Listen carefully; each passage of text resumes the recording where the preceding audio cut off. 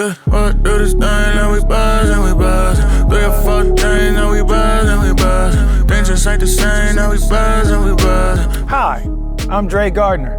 I'm a yoga instructor, a self-love advocate, a musician, and DJ here in Las Vegas. You know the way I'm at now, we busy.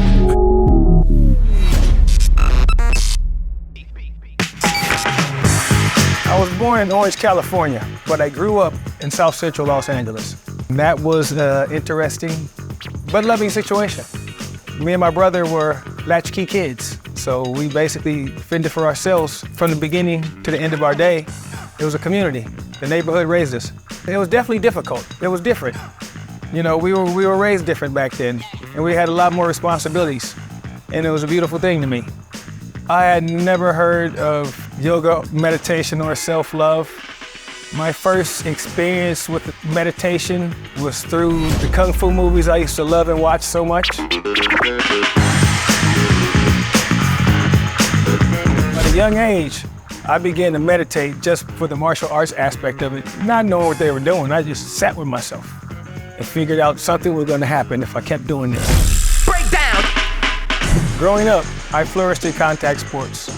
Football, wrestling, jiu-jitsu. I got into more fights on the streets than I did on the mats. And as things progressed, that's when shooting began.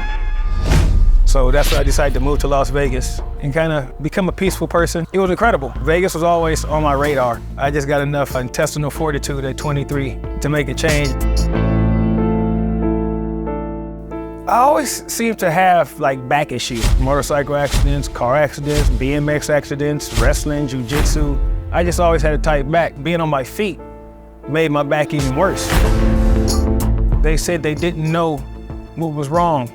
So at 37, you know, they were more or less like, hey, you got back surgery, exploratory back surgery for you. You figured out what's wrong. And I was like, no, we're not doing that. And I was like, I just can't do that. I'm not willing to gamble that. There has to be another way. Fortunately, one of my really close friends had just got diagnosed with hypertension, high blood pressure, and diabetes. And the doctors told him, if you do this hot yoga, you might be able to kick this stuff before it gets bad. So when my back went out, I called him and he picked me up. He asked me if you don't want to go. I said, absolutely, I ain't got nothing else to do. So I walked in on a cane my first day and I sat in the back of the class and cried. I had allowed my body to get this broken and I was hoping that some way this yoga would help me get it back. And it wasn't gonna be easy. Every day I went in, I did a little bit more, just a little bit. I couldn't get through the entire class, but I did a little bit more. By day 17, my cane was gone. I walked up the steps by myself. I stood in the class by myself. And that's when I was like, this shit really works. That was my first aha moment, where I was like, whoa. Prior to me taking yoga and getting on that mat, I thought yoga was the softest thing I ever heard of in my life. And it is the hardest thing I've ever done in my life. Shortly thereafter, I realized I wanted to teach this and dedicate my life to it because people needed to know about it.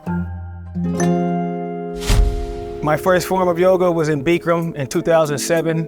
I started going to yoga, I lost friends. I got good at yoga, I lost more friends. I became an instructor, I lost more friends. But I connected with some people I'm a ride on this health and wellness journey with for a long time. Yoga teaches you that self-love and self-care that we really forget about. And so much of our life is spent doing for others we don't do for ourselves. When I finished training, I committed hard to Bikram. I didn't know you couldn't add music. I didn't know you couldn't step off this podium. I didn't know all these small little nuances till after the fact. So I got put on the blacklist in Las Vegas. So I decided to leave Bikram and get certified in another form of yoga. And that's when I got booted out the community.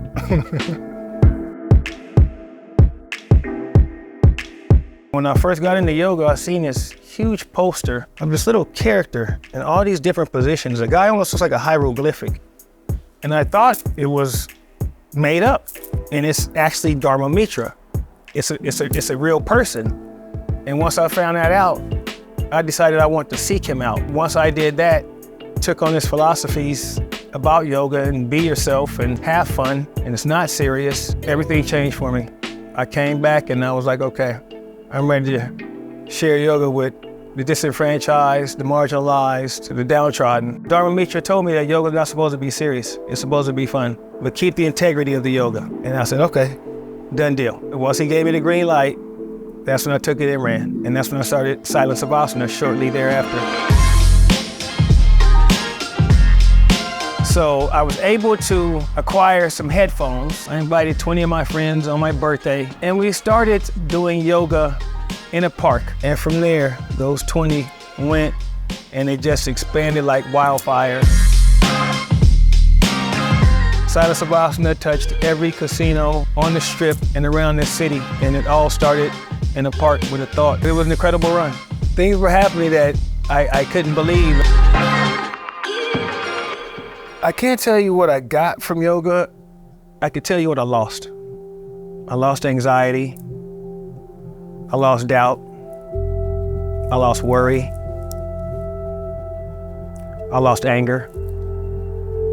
I learned to let go. And so when COVID hit, a shift had to happen.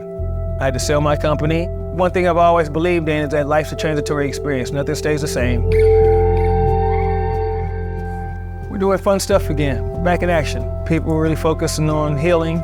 Trust me when I tell you, self-love and self-care will never let you down. You love yourself enough to struggle. Love yourself enough to do things you've never done. And our health, that's the true bag. Our health is our wellness. That's the ultimate flex. I want to use yoga to help uplift humanity. That's the footprint that I'm leaving on this planet. I'm forever grateful for the support of the Las Vegas community and being open and receptive. We did a lot of healing out there as a community, and a lot of people were inspired to really start taking care of themselves and looking at, their actions. I just want to elevate every space I occupy. I want to elevate every room I walk in. I want to be a walking example of the human beings I like to see on this world. They say lead by example. Well, I'm trying to. I'm doing my best every damn day, and it ain't easy. I feel like I've left an impression on Las Vegas. That's my goal, that's my message. I want to continue to spread that message and continue to just expand. Yoga, healing, self-love, and meditation. I will be doing yoga forever. I've committed my life to it long ago.